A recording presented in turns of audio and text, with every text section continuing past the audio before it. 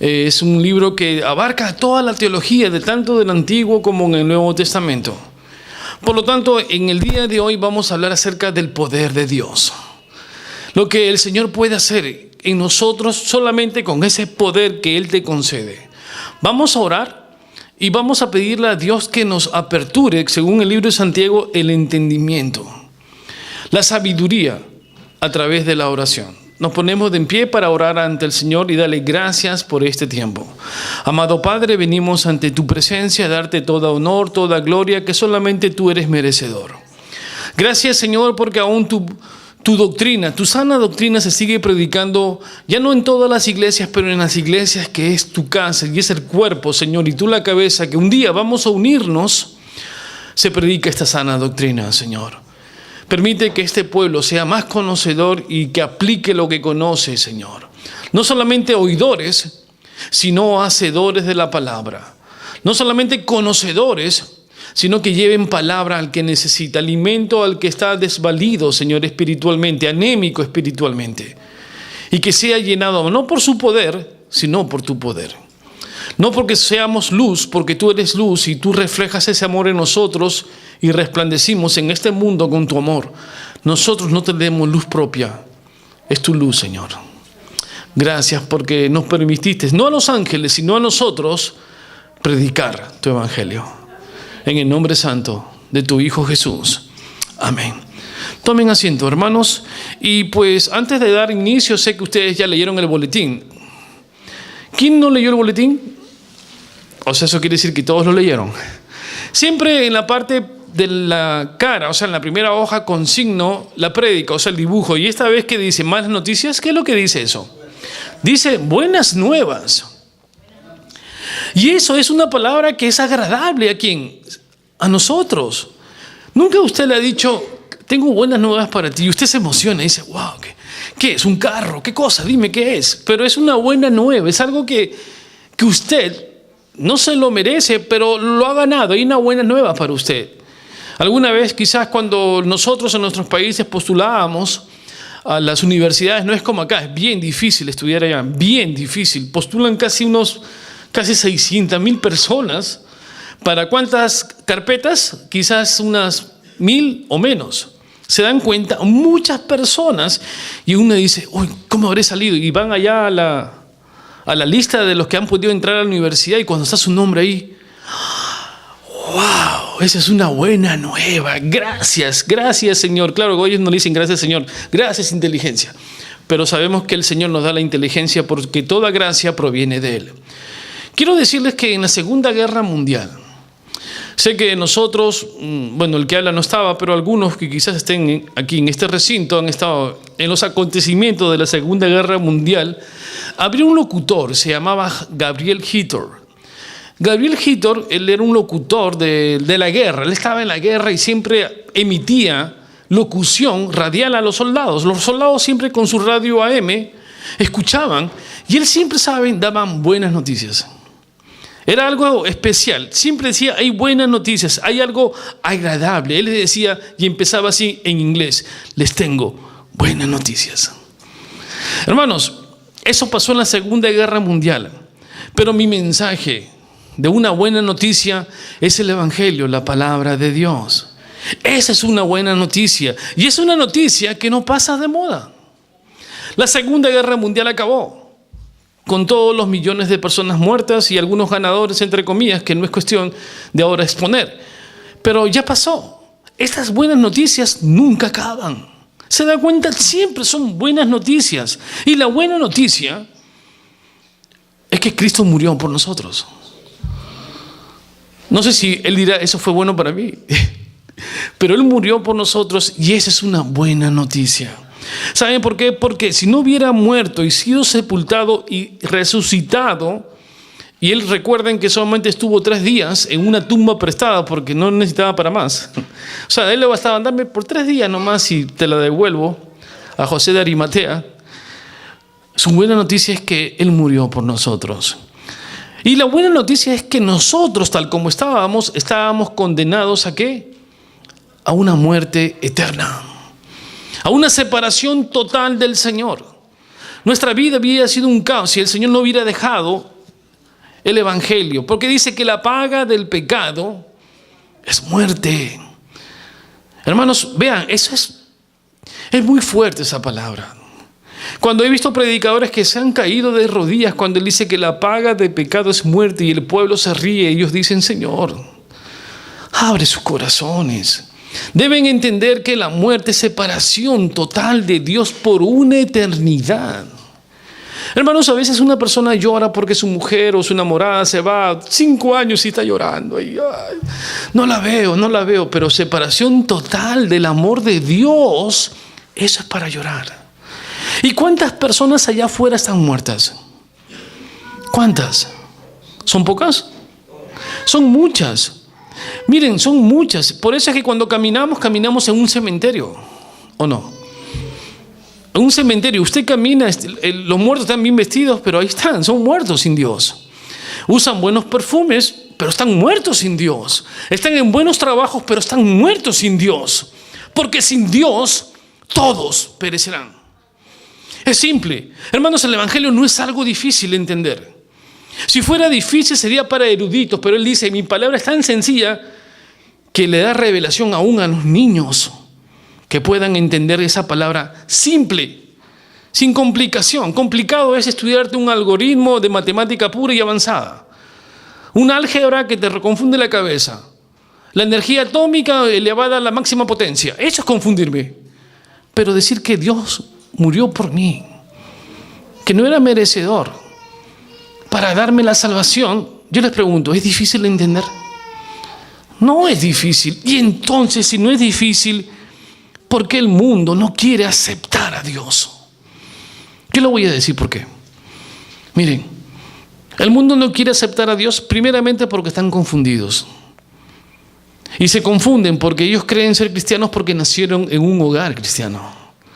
Y entonces cuando usted les predica, y en la encuesta que hice en Kearney, le dije: ¿usted es cristiano? Sí, por supuesto. ¿Qué cree? ¿Que soy budista? ¿Y por qué es cristiano usted? Oh, porque mi papá y mi mamá me bautizaron cuando yo era chiquito. ¿Y usted está agradecido a eso? No, yo ya soy cristiano y punto. ¿Esa es confusión o no es confusión? Ser cristiano, hermanos, no es que tú hayas nacido en un hogar cristiano o católico. Eso no es ser cristiano. Ser cristiano no significa decir que yo voy a la iglesia y soy miembro de esa iglesia y tengo mi carnet de membresía. Eso no es ser cristiano. Porque cuando usted vaya o estemos ante la presencia de Dios y le dice: pase, hijito, usted le saca su carnet. Ahí está, mire, está firmado por el pastor. Él te va a decir: oh, qué bien, pasa. ¿Te va a decir eso? No, te va a decir lo que dice su hermano Jacobo: si tienes fe, muéstrame tus obras. Y tú vas: pero eso no me enseñaron. Pero tú tenías una capacidad para razonar. Lo fácil del cristiano, entre comillas, que no es cristiano, es solamente tomar el asiento, no trabajar para el Señor y decir: soy cristiano. Eso es falso. Hermanos, el Señor Jesucristo Dios envió a Jesucristo a morir por nosotros, a su único Hijo. Si ustedes vieron en la parte trasera de su boletín, ven la muerte de 5 personas a manos de su propia madre. Una persona que estaba un poco enferma, mata a 5 niños. Hermanos, para una persona, como me dijo la hermana Willa, es terrible que alguien pueda matar a un recién nacido. Pero Señor, Dios preparó y dijo: la única forma de salvar ese mundo confuso es enviar a alguien sin pecado, e irás tú, su único hijo unigénito, y lo envía. Es como el caso de este varón que no trabajaba, sino era el jefe de una aldea. Y en esa aldea siempre hacían pues reverencia al Dios que era el Dios río. Un día, en sorteo, le toca que tenían que sacrificar a una virgen y le tocó a su hija. Y él dice: pero, espérate, yo soy el jefe. Sí, pero debes cumplir. Le tocó a ella. Así que la puso en la balsa, amarradita, para que se vaya por la catarata y muriese. Y la puso. Cuando se iba, él corrió, nadó, la abrazó y le dijo: voy a morir contigo. Y murió. Cuando el Señor Jesús murió en la cruz del Calvario, ¿quién crees que lloró? ¿No dice que la tierra tembló y cayeron gotas de lluvia? Dios lloró por su Hijo. Y nosotros debemos llorar por nuestros hermanos que están sin Dios. No juzgarlos ni no criticarlos. Él envió y Él pagó el precio que usted ni yo podíamos pagar. La buena noticia es que Él murió por nosotros. Cristo resucitó y Él está trabajando hoy en día en mi vida y en tu vida. Él intercede. Hermanos, ¿qué es interceder? A veces usamos la palabra tan sencilla, no, el Señor intercede, pero ¿qué cosa es interceder? ¿Qué poder hay en el Evangelio que Él puede interceder? ¿Por qué intercede? Porque cometemos errores. ¿O no es así? ¿Usted no cometió un error el día de ahora cuando se levantó? ¿O amaneció así? Gracias, Señor. Alabado sea tu nombre, Señor. Hoy día no me molesto, y lo primero que hizo fue molestarse. El Señor intercede, pero es un Dios personal. Vean, no es un Dios como los dioses raros que hay por ahí. Este es un Dios Yahvé, el yo soy, el Dios de poder. Y es personal porque es el único Dios que intercede personalmente por usted con su nombre y apellido. No en forma general. Él cuando se arrodilla y cuando intercede, oro por el pastor Williams. De repente su carácter un poco así, no soy muy agresivo, ¿no? Pero un poco impulsivo. Ahí está, esa es la palabra, impulsivo. Señor, se intercedo por él para que sea impulsivo, pero cuando predica, no cuando está con las personas, ahí se le cruza a alguien por la Quinta Avenida, no. Pero siempre cometemos errores. Y el Señor intercede por nosotros. ¿Y saben por qué Él envía a su Hijo? Porque nosotros no podíamos cumplir, ¿qué? La ley. El Antiguo Testamento dijo, deben cumplir con la ley. ¿Y pudimos? No pudimos. Nadie, más aún, se complicó la cosa cuando vinieron los fariseos y le agregaron más ley a la ley que ni siquiera ellos podían cumplir. Y él dijo, esto está más confuso. Vamos, hijo, ve.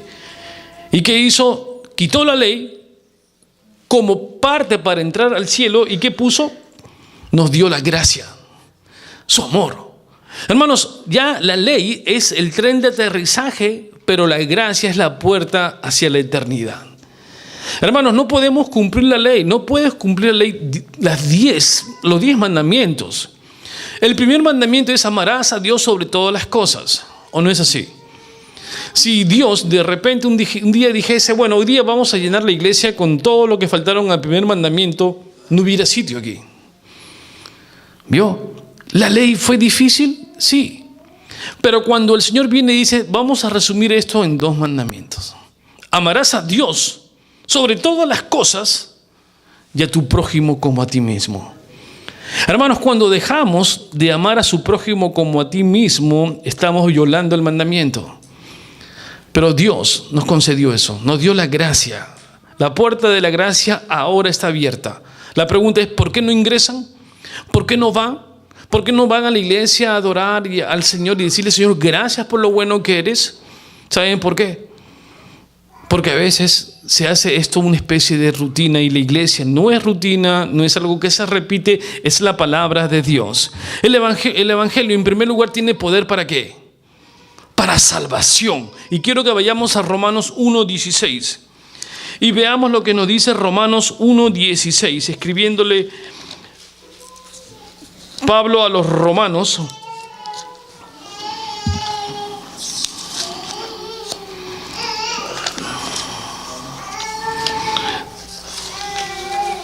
¿Lo tenemos? Amén. Dice Romanos 1:16 a la letra, porque no me avergüenzo del evangelio, porque es poder de Dios para salvación a todo aquel que cree, al judío primeramente y también al griego. Quiero decirles que la palabra evangelio significa dinamita. ¿Sabían? Evangelio significa dinamus, de donde viene la palabra dinamita. La dinamita es el evangelio, es el poder de Dios. ¿Y para qué poder? Para derrumbar todos los ataques, acechanzas, celdas, muros de contención que ha puesto el enemigo a veces a nuestro alrededor. Y el evangelio tiene el poder para dinamitar y hacer y romper todas las obras del enemigo para nuestra liberación. Ese es el poder del Evangelio. Cuando usted se levanta y ora la palabra, está tomando ese poder para usarlo, primeramente, para su propia vida, para que se pueda romper cuantas cosas hayan puesto, quizás creadas por ustedes también. Muchos de nosotros creamos alrededor de nosotros una especie de celdas, pero el Señor tiene el poder de este Evangelio. Por lo tanto, esta es para liberación. El poder del Evangelio es para liberarnos. ¿De qué? Del pecado. El Señor nos libera del pecado. Y entonces la pregunta es fácil: ¿por qué peca? Ahí está. Si el Señor me libera de acuerdo a la palabra, es poder para liberación, ¿por qué sigue pecando? Dese cuenta, cuando uno está en el mundo cristiano, cada peldaño de santificación diario cuesta. No es fácil ser cristiano. No es fácil. Quien le ha dicho que es fácil se equivocó. Si le dijo que este es un circo donde usted viene a dar las vueltitas en el caballo, eso es falso. Es difícil. Pero cada peldaño que usted da en el nombre de Dios es poder de Dios. Si usted no puede hacerlo, no lo va a poder. El Señor tiene el poder para dárselo a través del Espíritu Santo y concederle la facultad de ganarle un día a la vez, e ir santificándose cada día. No viva confuso. No, a veces nosotros tenemos comportamientos destructivos. No se dan cuenta, nuestros comportamientos son destructivos. La gente a veces ya no se quiere. ¿Cuántas personas se quieren suicidar? ¿Ustedes sabían cuál es el porcentaje de suicidios aquí en Estados Unidos? Es bien alto, y más entre los jóvenes y entre los ancianos, entre ambos, entre jóvenes y ancianos. Están atados, y el poder del Evangelio es liberarlos a ellos.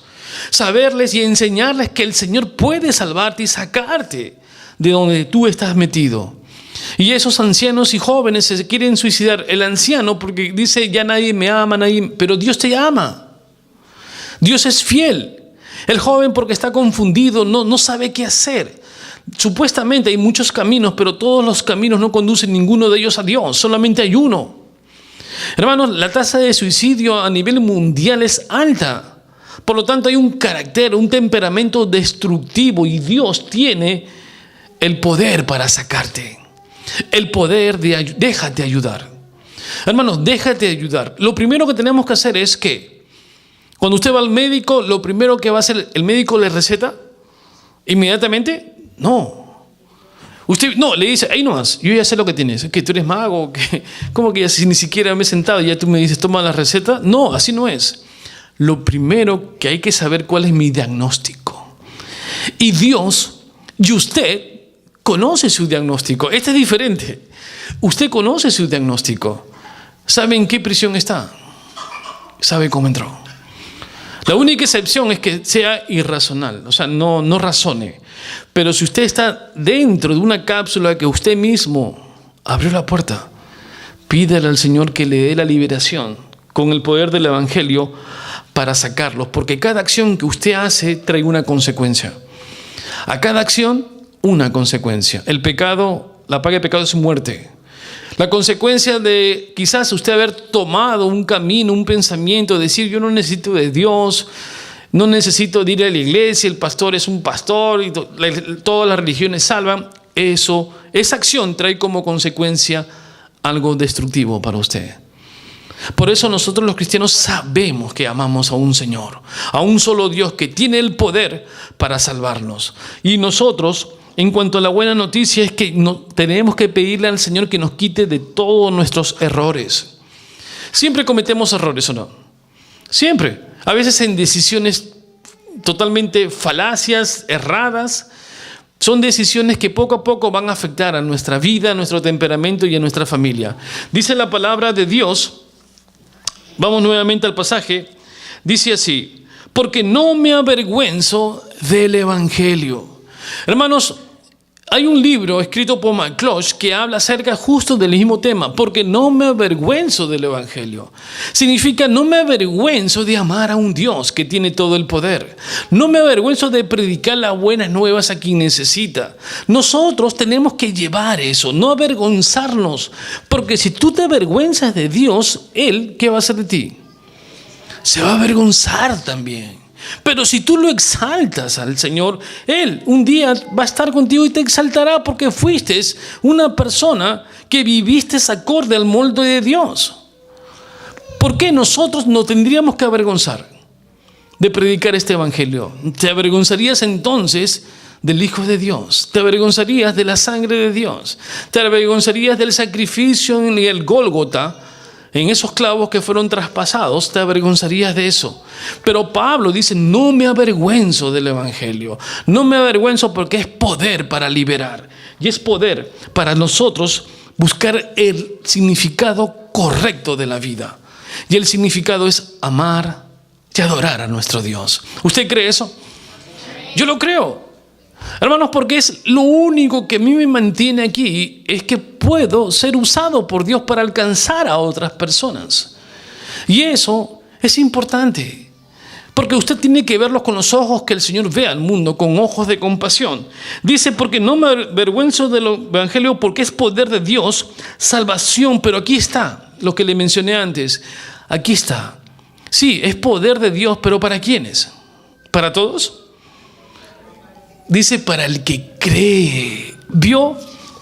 Este es un requisito, el que cree. Hermanos, nosotros podemos creer en muchas cosas, pero creer realmente en este poder es lo que va a cambiar su vida. Hay personas que a veces me dicen, pastor, ¿será cierto que los ovnis aparecen por acá o vienen por allá? ¿Nunca le han hablado a usted de eso? No, que me fui a Gamínides, que regresé, que di 2 vueltas a Saturno, cosas extrañas, y creen en eso. Pero usted le habla de Dios y dice, no, a eso no. Creen en otras cosas. Sobre todo se dejan llevar por emoción. Que yo hablé con un marciano. Yo tenía un amigo, hermanos. Yo tenía un amigo que tenía un reloj. Y el reloj, en esa época, antes que venga el Chapulín Colorado, tenía 2 antenas. 2 antenas. Y entonces ellos iban de campamento. Esto es cierto, fue en el Perú. Y hay un sitio donde supuestamente siempre vienen los extraterrestres, etc. Y yo le dije, oye amigo, ¿para qué andas con tu reloj con antena? No, porque cuando ellos lleguen, la antenita va a vibrar. Que la antenita va a vibrar. Oh, ok, y se fue. Luego regresó 2 días. Esos 2 días yo creo que fue más fiesta que otra cosa, porque vino con una cana. ¿Y qué pasó? No, que no han llegado. Dice jefe, porque le llamaban jefe al que estaba esperando que lleguen los marcianos. No, dice que no han tenido tiempo para venir. O sea, las personas a veces pueden creer en cosas así absurdas, pero no creer en las cosas que ofrece el Señor. Hermanos, las buenas nuevas se diferencia del consejo. Y quiero que vean esta parte. Yo doy un consejo a usted y es un menú de cosas que usted puede hacer. Pero en las buenas nuevas usted no tiene que hacer otra cosa que creer en el Señor. ¿Se da cuenta? ¿No es fácil? Es fácil.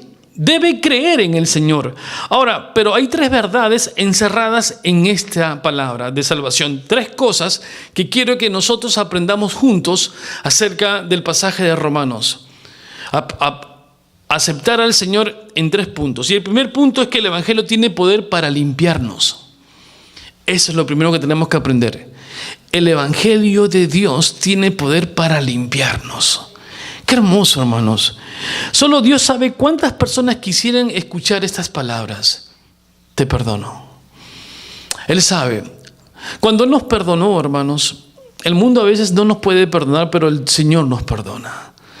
Cuando Él te limpia, hermanos, es como cuando Simón fue llamado por Dios. ¿Y Simón qué era? Un publicano, una persona que se ganaba el dinero fácilmente, estafando a todo el mundo.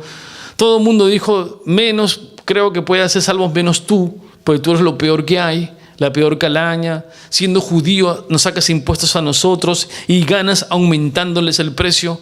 Nadie daba nada por él. Pero un día el Señor lo llamó y lo perdonó. Lo perdonó. Él fue limpio a través del perdón de Dios. Lo curó de sus errores. Igual que esa mujer prostituta que se acercó. Cuando ya estaba listo para todo el mundo tirar las primeras piedras y lapidarla ahí delante de Dios. ¿Dios qué hace? Mira lo que hace. ¿Acaso agarró, le dijo, sucia, pecadora? ¿Le dijo eso? No le dijo. La miró con amor. Le dio la mano a una mujer impura.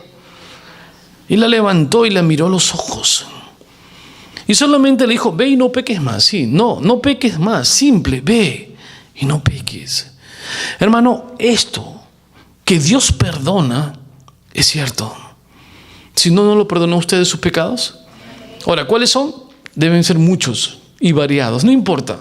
Recuerdo que antes había un concurso, ¿quién es el más pecador? Esas son tonteras, eso no se hace. Eso no es teológico, ni mucho menos es cristiano.